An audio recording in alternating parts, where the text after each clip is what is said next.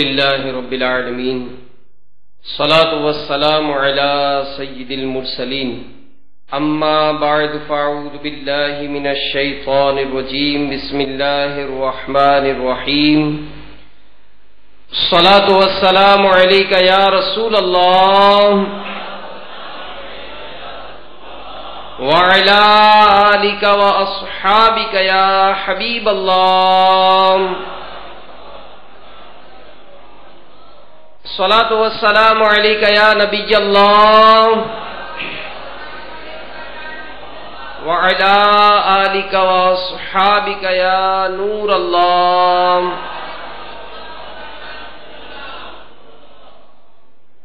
نبیوں کے سلطان رحمت عالمیان سرور ذیشان محبوب رحمان صلی اللہ تعالی علیہ وآلہ وسلم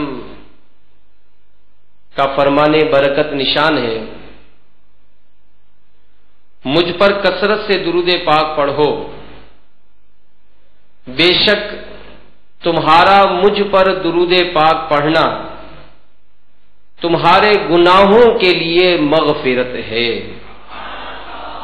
صلو علی الحبیب صلی اللہ تعالی علی محمد وعلی آلہ وصحبہ وبارک وسلم صلاۃ و سلاما علیک یا سیدی یا سیدی یا مکی یا مدنی یا عربی یا قرشی یا ہاشمی یا مطلبی یا رسول اللہ۔ میٹھے میٹھے اسلام بھائیوں، آج باب المدینہ کراچی کی مشہور جامع مسجد آرام باغ میں مجلس تعویذات عطاریہ کی جانب سے غمخواری اجتماع کا سلسلہ ہے۔ دعوت اسلامی کے اشاعتی ادارے مکتبۃ المدینہ کی مطبوعہ حکایتیں اور نصیحتیں میں نقل ہے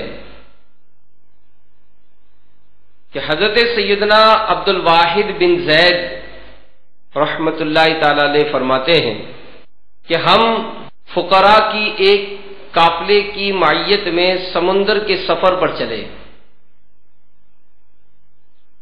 تیز ہوا چلی اور ہمیں سمندر کے ایک جزیرے کی طرف بہا کر لے گئی۔ ہم نے وہاں ایک شخص کو بت پرستی کرتے ہوئے دیکھا۔ ہم نے اس سے پوچھا، تم کس کی عبادت کر رہے ہو؟ اس نے اپنی انگلی سے بت کی طرف اشارہ کرتے ہوئے کہا کہ اس کی۔ ہم نے کہا، اے مسکین، ہمارے ساتھ کشتی میں ایک رفیق ہے جو اس طرح کی چیزوں کا بہت اچھا کاریگر ہے، یہ بت اس لائق نہیں کہ اس کی عبادت کی جائے۔ کہنے لگا، پھر تم لوگ کس کی عبادت کرتے ہو؟ ہم نے جواب دیا، ہم تو اللہ کی عبادت کرتے ہیں۔ اس نے پوچھا، اللہ کون ہے؟ ہم نے کہا کہ جس کا عرش آسمان پر ہے، جس کی سلطنت زمین میں ہے، جو سمندر کو راستہ بنا دیتا ہے، زندوں اور مردوں میں اسی کا فیصلہ نافذ ہوتا ہے۔ اس نے پوچھا، تمہیں یہ سب کیسے معلوم ہوا؟ ہم نے کہا کہ اس نے ہماری طرف ایک رسول بھیجا جس نے ہمیں یہ سب کچھ بتایا ہے۔ اس نے پوچھا کہ رسول نے کیا کیا؟ ہم نے جواب دیا کہ جب اس نے بادشاہ حقیقی عز و جل کا پیغام مکمل طور پر پہنچا دیا تو اس نے اپنے رسول کو اپنے پاس واپس بلا لیا۔ اس نے پھر پوچھا، کیا اس رسول نے تمہارے پاس اللہ تعالی کی کوئی نشانی بھی چھوڑی ہے؟ ہم نے کہا، کیوں نہیں، ہمارے پاس اللہ عز و جل کی کتاب ہے۔ اس نے پوچھا کہ پھر مجھے دکھاؤ، کیونکہ بادشاہوں کی کتابیں بہت اچھی ہوتی ہیں۔ ہم مصحف شریف لائے تو اس نے کہا، میں پڑھنا نہیں جانتا۔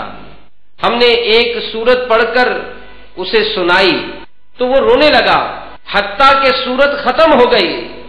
پھر وہ بولا، ایسے کلام والے ہی کے لیے زیبا ہے کہ اس کی نافرمانی نہ کی جائے، چنانچہ وہ اسلام کی دولت سے سرفراز ہو گیا۔ ہم نے اس کو اپنے ساتھ سوار کر لیا، پھر اسے احکام شریعت اور قرآن پاک کی کچھ آیات سکھائی۔ جب رات ہوئی تو ہم نماز عشاء پڑھ کر سونے کے لیے اپنے ٹھکانوں پر چلے گئے۔ اس نے پوچھا، اے لوگو، جس معبود کی طرف تم نے میری رہنمائی کی ہے کیا وہ سوتا ہے؟ ہم نے کہا نہیں، وہ زندہ ہے، قیوم ہے، نہ اسے اونگ آتی ہے نہ نیند۔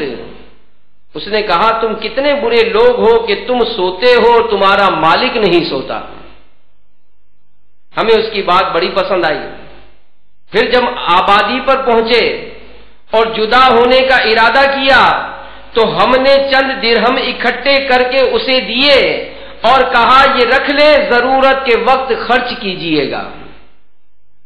تو اس نے ناراضگی کا اظہار کیا اور کہنے لگا، لا الہ الا اللہ، یعنی اللہ کے سوا کوئی معبود نہیں، تم نے جس راستے کی طرف میری رہنمائی کی خود اس پر نہیں چلتے۔ میں سمندر کے ایک جزیرے میں اللہ عز و جل کو چھوڑ کر بت کی عبادت کرتا تھا، اس وقت اس نے مجھے ہلاکت میں نہ ڈالا تو اب کہاں ڈالے گا؟ اب تو مجھے اس کی معرفت حاصل ہو گئی۔ ہم نے اسے چھوڑا اور وہ چلا گیا۔ حضرت سیدنا عبد الواحد رحمت اللہ تعالی علیہ فرماتے ہیں کہ چند دن بعد کسی نے مجھے اس کے متعلق بتایا کہ وہ فلاں جگہ موت کی سختیوں سے دوچار ہے۔ چنانچہ میں اس کے پاس گیا اور پوچھا، آپ کو کسی قسم کی حاجت ہو تو فرمائیے۔ اس نے جواب دیا، میری سب حاجتیں اس نے پوری کر دی ہیں جس کی میں نے معرفت حاصل کی ہے۔ میں نے اس سے گفتگو کر رہا تھا کہ اس دوران مجھے نیند کا غلبہ ہوا۔ میں نے خواب میں ایک باغ دیکھا جس میں ایک قبہ تھا، گنبد بنا ہوا تھا، اس میں ایک ایسا تخت ہے جس میں سورج و چاند سے بھی زیادہ خوبصورت چہرے والی حور بیٹھی ہوئی ہے، کہہ رہی ہے، میں تجھے اللہ کی قسم دے کر کہتی ہوں کہ اسے جلد میرے پاس بھیج دو۔ میں بیدار ہوا اور دیکھا کہ اس کی روح قفس انصری سے پرواز کر چکی ہے۔ میں نے اسے کفن دیا اور دفن کر دیا۔ جب میں سویا خواب میں اسی قبے کو دیکھا جس کو پہلے دیکھا تھا، وہ 9 مسلم بھی اس قبے میں یعنی اس گنبد میں موجود تھا۔ حور اس کی ایک جانب کھڑی ہوئی تھی اور وہ اللہ عز و جل کے اس فرمان عالی شان کی تلاوت کر رہا تھا، وَالْمَلَائِكَةُ يَدْخُلُونَ عَلَيْهِمْ مِنْ كُلِّ بَابٍ سلام علیکم بما صبرتم فنعم عقبی الدار۔ ترجمہ کنز ایمان، اور فرشتے ہر دروازے پر ان پر یہ کہتے آئیں گے، سلامتی ہو، تمہارے صبر کا بدلہ تو پچھلا گھر کیا ہی خوب ملا۔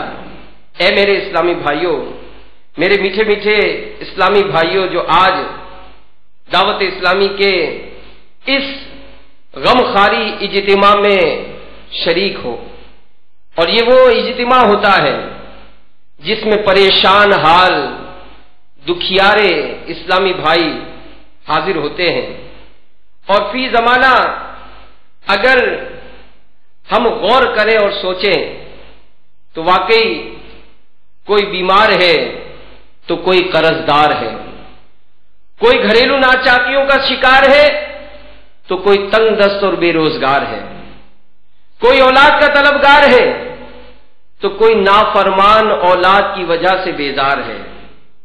الغرض ہر ایک کسی نہ کسی پریشانی کا شکار ہے۔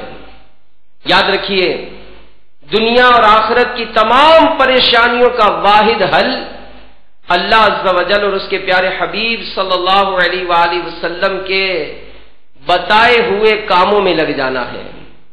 اور بعض اوقات جب انسان کسی مصیبت میں دوچار ہوتا ہے، تکلیف میں مبتلا ہوتا ہے، تو گویا وہ یہ سمجھتا ہے کہ دنیا بھر کے سارے غم مجھ پر ہی آ چکے ہیں، یہ ساری تکلیفیں، ساری مصیبتیں، ساری پریشانیاں میرے ہی مقدر میں آ گئی ہیں۔ گویا سب سے زیادہ پریشان حال بندہ اپنے آپ کو سمجھتا ہے۔ اگر بیمار ہے تو وہ یہی سمجھتا ہے کہ سب سے زیادہ بیمار میں ہی ہوا ہوں. اگر کاروبار کی مشکلات ہے تو سب سے زیادہ وہ یہی سمجھتا ہے کہ ساری کی ساری جتنے کاروباری مسائل کا شکار ہے سب سے زیادہ پریشان میں ہی ہوں، سب سے زیادہ مشکلات میری ہیں.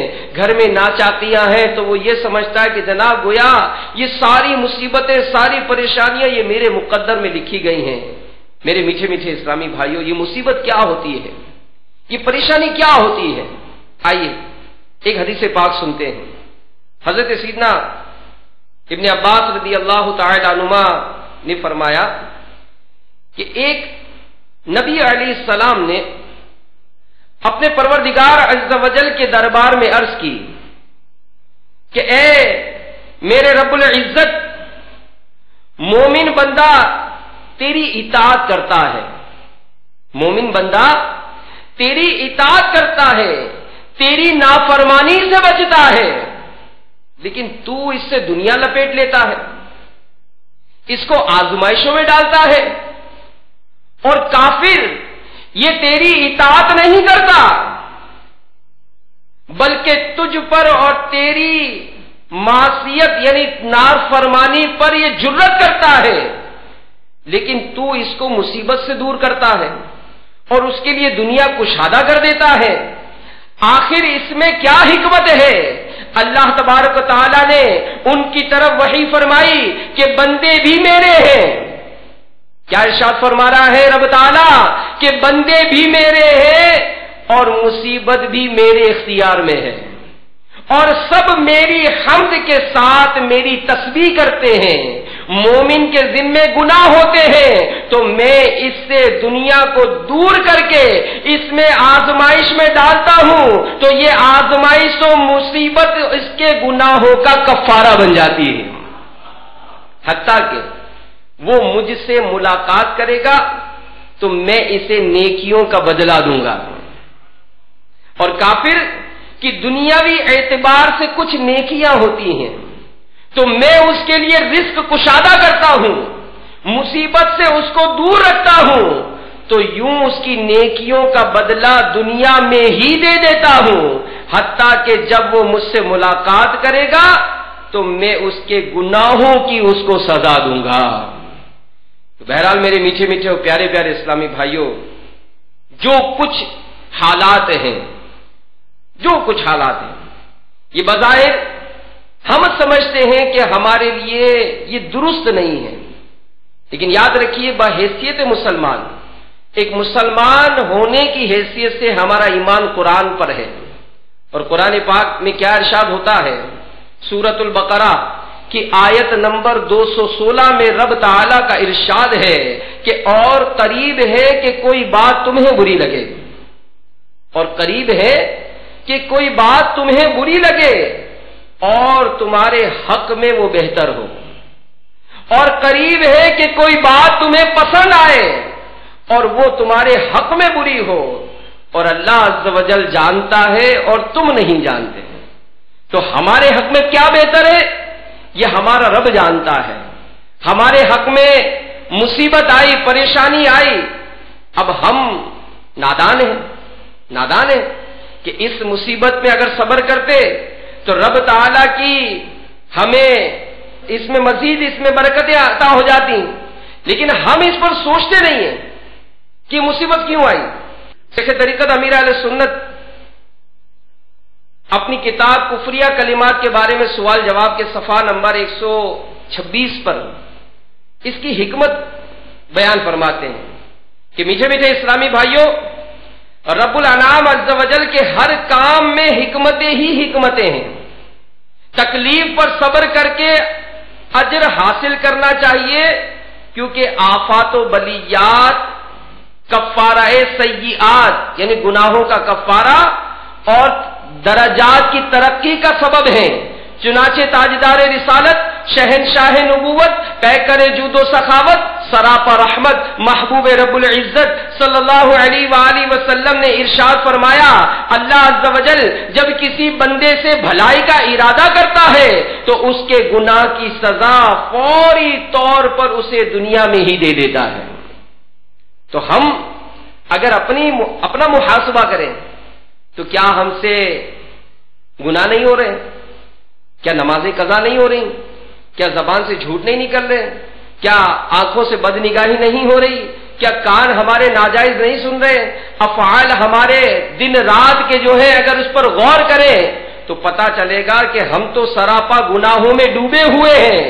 کاش جب بھی کوئی مصیبت پیش آئے اس وقت یہ ذہن بننا نصیب ہو جائے کہ شاید آخرت کے بجائے دنیا میں ہی سزا دی گئی ہے، اور اس طرح امید ہے کہ صبر آسان ہو جائے گا، ورنہ خدا کی قسم مرنے کے بعد ملنے والی سزا کے مقابلے میں دنیا کی سزا یہ انتہائی آسان ہے کہ دنیا کی مصیبت آدمی برداشت کر ہی لیتا ہے۔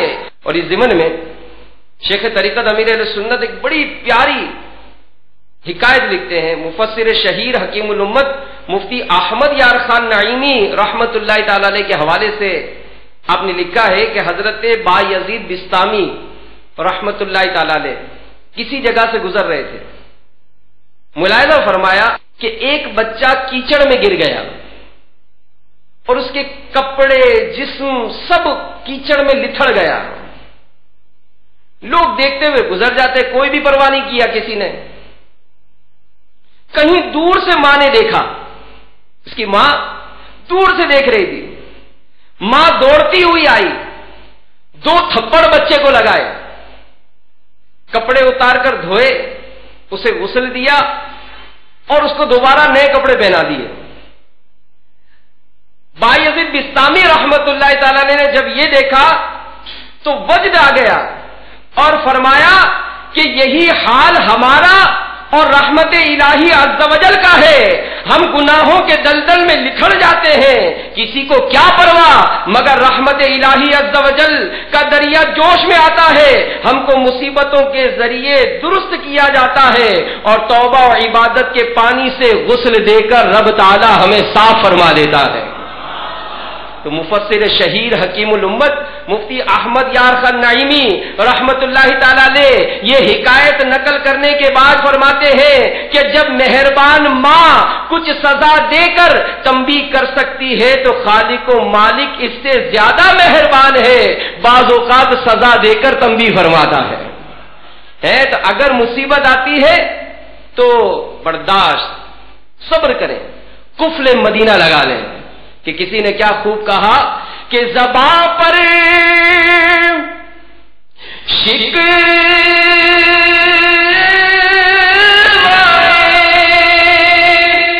رنجو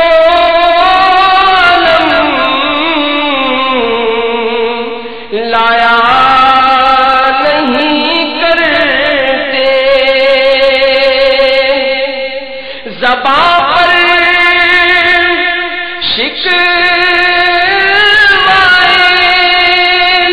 رنجو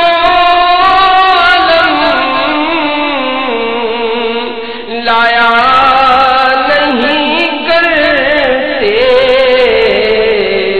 نبی کے نام لیوا غم سے گھبرایا نہیں کرتے، نبی کے نام لیوا غم سے گھبرایا نہیں کرتے، جو ان کے دامن رحمت سے وابستہ ہے حامد، کسی کے سامنے وہ ہاتھ پھیلایا نہیں کرتے۔ صلو علی الحبیب صلی اللہ تعالی علی محمد۔ بعض اوقات کاروباری مشکلات، بیماریاں یہ جب آتی ہیں نا، اور اگر اس پر صبر کرنے کا ذہن نہیں ہوتا، طرح طرح کے الفاظ یہ زبان سے نکلتے ہیں۔ امیر اہل سنت سے پوچھا گیا کہ پریشانیوں سے تنگ آ کر کوئی یوں بک دے کہ اللہ عز و جل نے مجھے آج تک دیا ہی کیا ہے، خود تو آسمان پر بیٹھا حکومت کر رہا ہے، ساری مصیبتیں ساری پریشانیاں میرے گھر میں ڈال رکھی ہیں، زندگی کے کسی بھی حصے میں مجھے خوشی نہیں ملی، کیا حکم ہے؟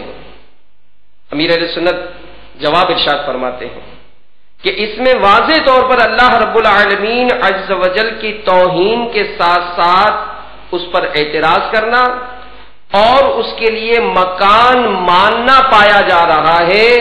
یہ کلام کفریات سے بھرپور ہے، کہنے والا کافر ہو گیا، الیاذ باللہ۔ تو میٹھے میٹھے اسلامی بھائیوں، بڑا نازک معاملہ ہے، اور شیطان یہ ہر وقت ایمان کی گھات میں لگا رہتا ہے۔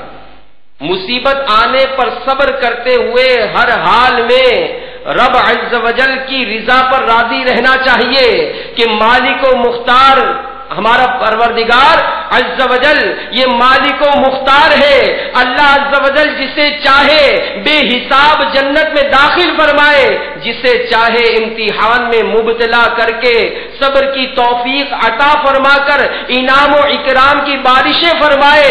مومن کامل وہی ہے جو ہر حال میں رب عز و جل کا شکر گزار بندہ بن کر رہے، اور مصیبتوں کی وجہ سے اللہ عز و جل پر اعتراض کرنے والا یہ ہمیشہ کے لیے خود کو جہنم کے حوالے کرنے والا ہے۔ یہ بہت بڑا بد نصیب ہے کہ ہر مسلمان کو امتحان کے لیے تیار رہنا چاہیے۔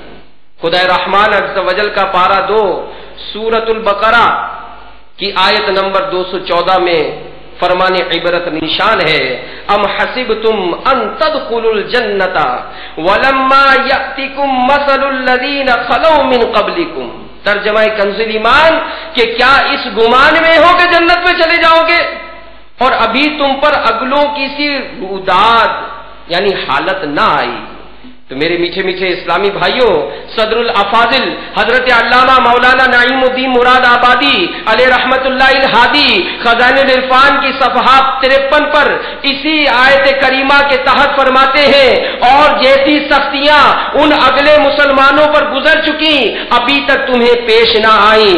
یہ آیت سورۃ الاحزاب کے متعلق نازل ہوئی جہاں مسلمانوں کو سردی اور بھوک کی سخت تکلیفیں پہنچی تھیں، اس پر انہیں صبر کی تلقین فرمائی گئی اور بتایا گیا کہ راہ خدا عز و جل میں تکالیف برداشت کرنا قدیم سے خاصان خدا رحمہم اللہ تعالی کا معمول رہا، ابھی تو تمہیں پہلوں کسی تکلیفیں بھی نہیں آئیں۔ بخاری شریف میں حضرت سیدنا خباب بن ارت رضی اللہ تعالی عنہ سے مروی ہے، حضور سید عالم صلی اللہ علیہ وآلہ وسلم سایہ کعبہ میں اپنی چادر مبارک سے تکیہ کیے تشریف فرما تھے۔ ہم نے حضور صلی اللہ علیہ وآلہ وسلم سے عرض کی، آقا ہمارے لیے کیوں دعا نہیں فرماتے، ہماری مدد کیوں نہیں کرتے؟ فرمایا، تم سے پہلے لوگ گرفتار کیے جاتے تھے، زمین میں گڑھا کھود کر اس میں دبا دیے جاتے تھے، آرے سے چیر کر 2 ٹکڑے کر دیے جاتے تھے، لوہے کی کنگھیوں سے ان کے گوشت نوچے جاتے تھے، اور ان میں سے کوئی مصیبت انہیں ان کے دین سے نہ روک سکتی تھی۔ حضرت سفیان ثوری رحمت اللہ تعالی علیہ، حضرت شیبان رائی رحمت اللہ تعالی علیہ ایک جگہ اکٹھے ہوئے۔ سیدنا سفیان ثوری رحمت اللہ تعالی علیہ رات بھر روتے رہے۔ سیدنا شیبان رائی رحمت اللہ تعالی علیہ نے رونے کی وجہ پوچھی تو فرمایا، مجھے برے خاتمے کا خوف رلا رہا ہے۔ میں نے ایک شیخ کے پاس 40 سال علم حاصل کیا، اس نے 60 سال تک مسجد الحرام میں عبادت کی، مگر اس کا خاتمہ کفر پر ہوا۔ سیدنا شیبان رائی رحمت اللہ تعالی علیہ نے کہا، اے سفیان، وہ اس کے گناہوں کی شامت تھی، یعنی گناہوں کے سبب اس کا ایمان برباد ہو گیا۔ آپ اللہ عز و جل کی نافرمانی ہرگز مت کرنا، اللہ رب العزت کی ان پر رحمت ہو اور ان کے صدقے ہماری مغفرت ہو۔ تو میٹھے میٹھے اسلامی بھائیوں، جو آج دعوت اسلامی کے اس غم خاری اجتماع میں اپنی مشکلات، اپنی بیماریاں، اپنی پریشانیوں کے حل کے لیے तावीज़ात लेने हाजिर हुए हैं। मुसीबत पर सब्र करना सीख लीजिए, तकलीफ बर्दाश्त करना सीख लीजिए और जहन बना लीजिए कि अल्लाह तबारक व तआला किसी जान पर उसकी ताकत से ज्यादा बोझ नहीं डालता। ये उसूल है, कुरान का फैसला है कि रब ताला किसी जान पर उसकी ताकत से ज्यादा बोझ नहीं डालता। तो हमें अगर मुसीबत है भी, तकलीफ है भी, तो बज़ाहिर अगर हमारी सोच देखी जाए ना तो सिर्फ और सिर्फ दुनिया के मामलात पर, दुनिया के मामलात पर कि जनाब मेरे पास मोटरसाइकिल है और ये तो गाड़ी में घूमता है, या आपके पास गाड़ी सादी सी है तो आप किसी एयर कंडीशन वाली गाड़ी को देखते हैं कि यार मेरे पास तो बड़ी सादी सी गाड़ी है, तो एयर कंडीशन गाड़ियों में घूमता है। मेरे पास किराए का मकान है और ये तो जरा बेहतरीन बंगले में रहता है। मेरे पास जेब में चंद 100 रुपए होते हैं, ये तो देखो तो जब देखो 1500 की गड्डियां इसके जेब में रहती हैं। तो क्यों दुनियावी मामलात में अपने से ऊंचे वाले को देखते हैं? क्यों देखते हैं? आप मोटरसाइकिल पर जा रहे हैं ना, आपके बराबर में गाड़ी गुजर रही है, क्यों कार वाले को देख रहे हैं? क्या आपकी नजर बस पर, वो भी छत पर बैठे हुए फर्द पर नहीं पड़ती है? कि अगर आप बस में छत पर बैठे हुए फर्द को देखेंगे तो दिल में शुक्र होगा कि नहीं कि अल्लाह तेरा शुक्र है तूने मुझे मोटरसाइकिल दी, ये तो बस की भी छत पर बैठकर जा रहा है। आपके पास किराए का मकान है ना, क्यों बंगले वाले को देख रहे हैं? आप देखें जो फुटपाथों पर सोते हैं, जो झुग्गियां लगाकर रहते हैं, कि तेज हवा का झोंका उनकी पूरी झुग्गी को उड़ा देता है, तो क्या रब ताला का शुक्र नहीं होगा कि या अल्लाह तेरा शुक्र है तूने मुझे किराए का मकान दिया, ये तो झुग्गियों में रहता है, चंद 100 रुपए आपके जेब में है, आप नाशुक्री कर रहे हैं। अरे उसकी तरफ गौर करें जो आपके पास आकर भीख मांग रहा है, आप रुपए 2 रुपए 5 रुपए दे देते हैं, वो खुश हो जाता है। क्या अल्लाह का शुक्र नहीं है कि आपके पास इतनी रकम है? ये तो इससे भी गया गुजरा है।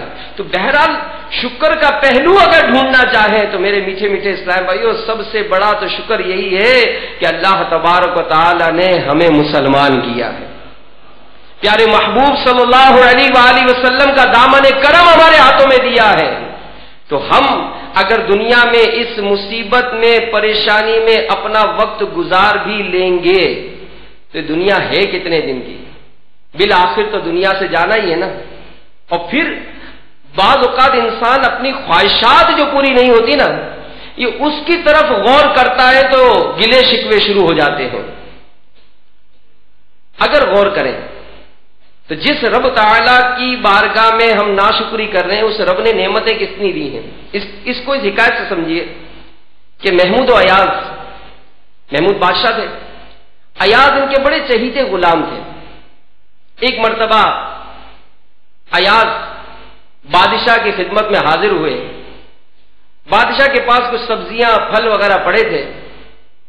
बादशाह ने ककड़ी उठाई और बड़ी मोहब्बत के साथ उस ककड़ी को काटा और एक काश, एक टुकड़ा अयाज को दिया।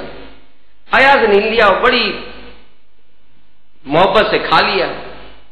बादशाह ने दूसरी काटी, अयाज को दी, अयाज ने उसको भी खा लिया। अब बादशाह उस ककड़ी को काटता रहा, अयाज को देता रहा, अयाज बड़ी मोहब्बत से खाते रहे।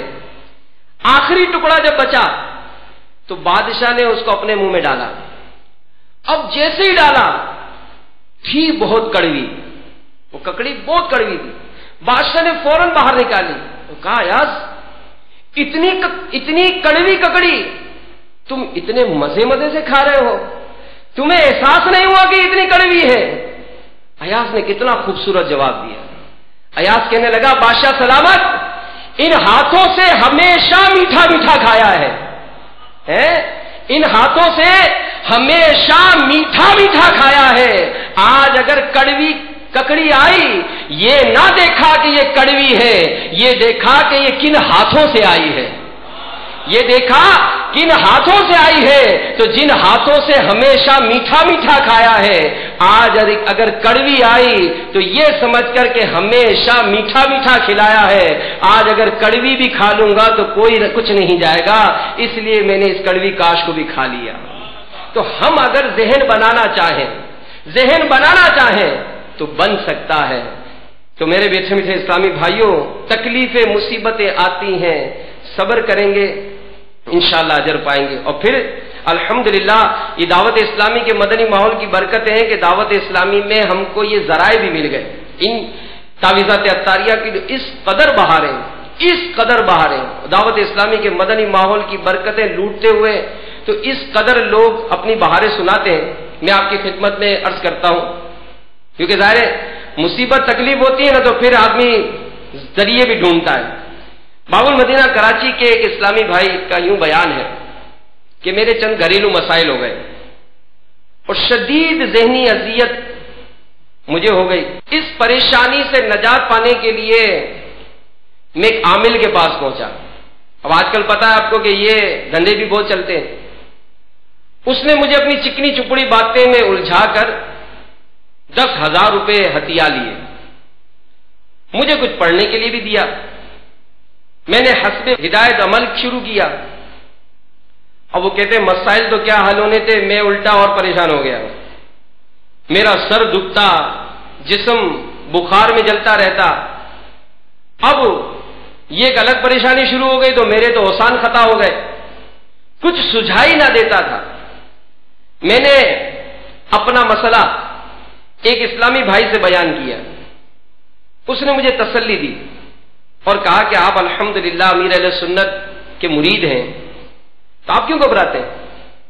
امیر اہل سنت نے اپنے مریدین اور طالبین کو شجرہ دیا ہے، آپ شجرہ پڑھا کریں اور یہ شعر بار بار پڑھتے رہا کریں. وہ شعر کیا ہے؟ مشکلیں حل کر مشکل کشا کے واسطے، مشکلیں حل کر مشکل کشا کے واسطے،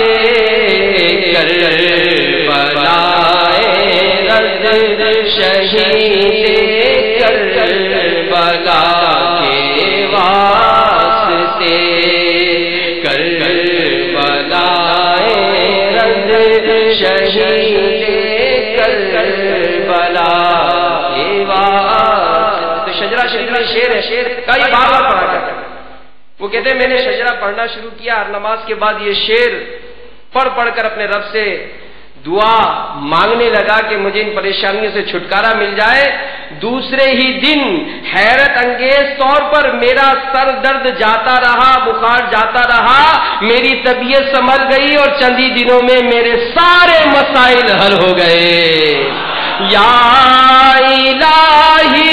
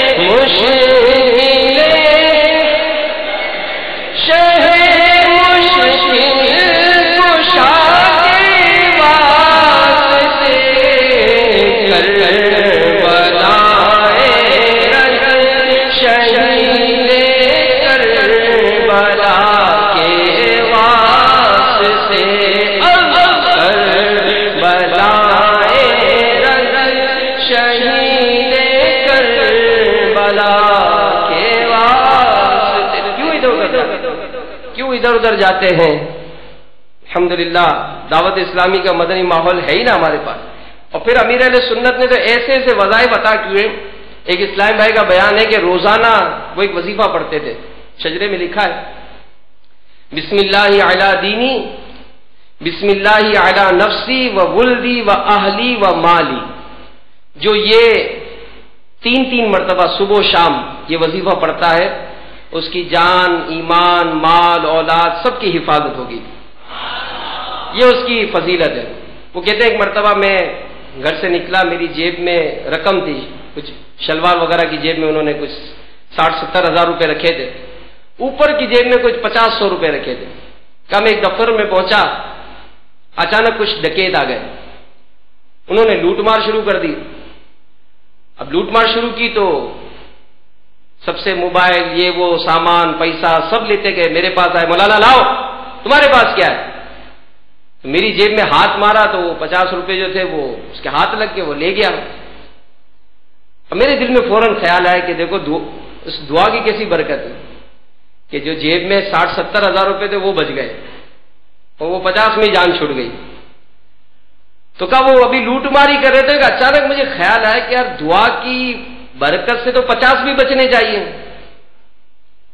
دعا کی برکت سے 50 بھی بچنے چاہیے، 60-70 بچ گئے تو 50 کیوں نہیں بچے؟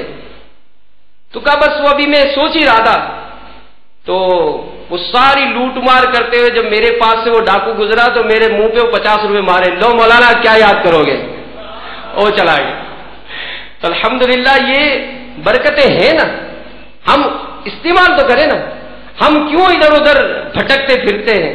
اور پھر دعوت اسلامی کے مدنی ماحول کے میں برکتیں آپ سنتے ہیں، اجتماعات کی برکتیں ہیں، مدنی قافلوں میں سفر کی برکتیں ہیں، تو ان معاملات سے اپنا رشتہ جوڑیے تاکہ صبر کرنا بھی سیکھ لیں، صبر کرنا بھی سیکھ لیں کہ صبر کس طرح کیا جاتا ہے۔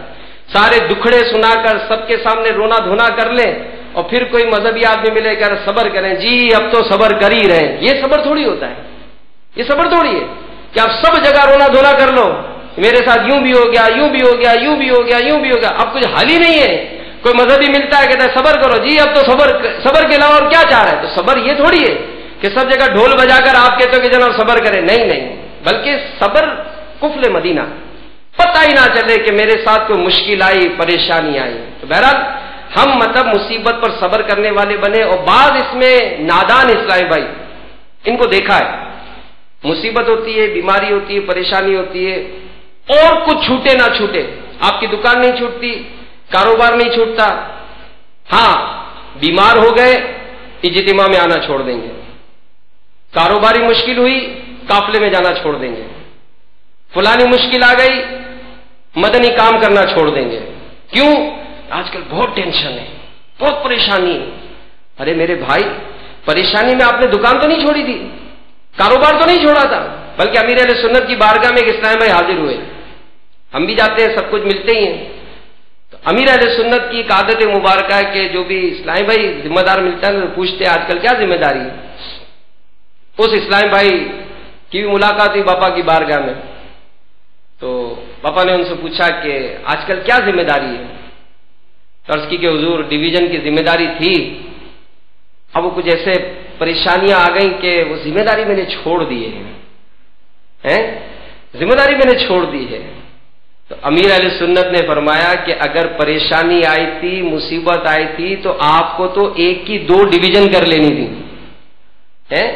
اگر ایک ڈویژن میں پریشانی آئی تو بجائے ایک کو چھوڑنے کے ایک کی بھی 2 کر لیتے، کہ آپ اللہ تعالیٰ کی رضا کے کاموں میں لگ جائیے، اللہ تعالیٰ اس کی برکت سے آپ کے مسائل کو دور فرما دے گا۔ آپ آئیں تو صحیح راہ میں، قافلوں میں سفر تو کریں، دیکھیں پھر کیسی مصیبتیں دور ہو جاتی ہیں، اور اگر مصیبت آتی بھی ہے، تکلیف آتی بھی ہے، تو ہم تو اس پیارے پیارے آقا مکی مدنی مصطفیٰ صلی اللہ علیہ وآلہ وسلم کی امت میں سے ہیں کہ جن کے اپنے نواسوں کو کربلا کے میدان میں پیاسا شہید کیا گیا، اور امیر اہل سنت اسی کی یاد دلاتے ہوئے ذمہ داران کو، دعوت اسلامی سے محبت کرنے والے کو، ہر عاشق رسول کو پیغام دے رہے ہیں کہ پیارے مبلغ معمولی سی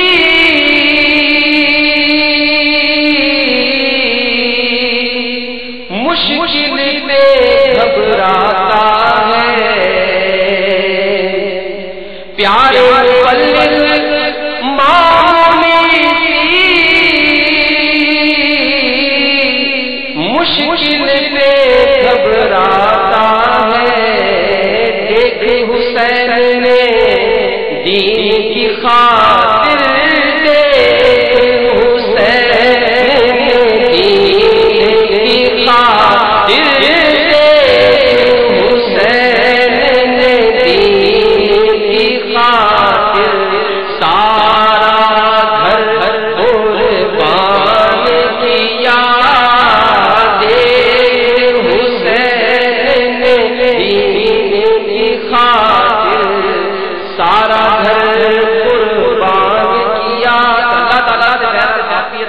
رکھنی چاہیے کہ امتحان کے ہم قابل نہیں ہیں، ہم امتحان کے قابل نہیں ہیں۔ واقعی امتحان میں جو کامیاب ہوتا ہے نا اس کے درجات بھی بڑھ جاتے ہیں، لیکن ہم ہیں بہت کمزور، ہیں بہت کمزور۔ معمولی سر درد ہوتا ہے تو پٹیاں باندھ کے گھومتے ہیں۔ رابعہ بصریہ رحمۃ اللہ تعالی علیہ نے کسی کو دیکھا کہ پٹی باندھ کر گھوم رہا تھا، پوچھا کیا وجہ ہے؟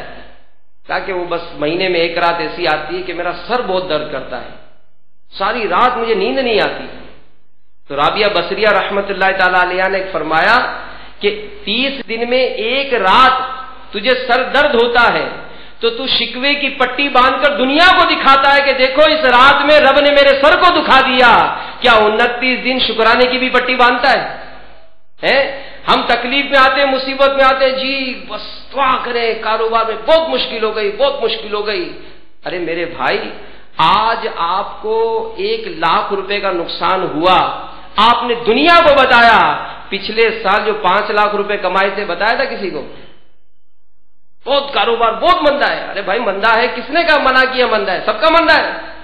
تو پچھلے سال جو بہت طرح کی پورے 10 سال کا جو کما کر رکھا وہ تو کسی کو نہیں بتایا، اتنا پتا چلے گا تو مسئلہ ہو جائے گا میرے لیے۔ تو آپ یہ دیکھیں کہ رب تعالیٰ اتنی نعمتیں عطا کر رہا ہے، اس کا شکر تو اتنا نہیں کر رہے جتنا ناشکریاں کر رہے ہیں۔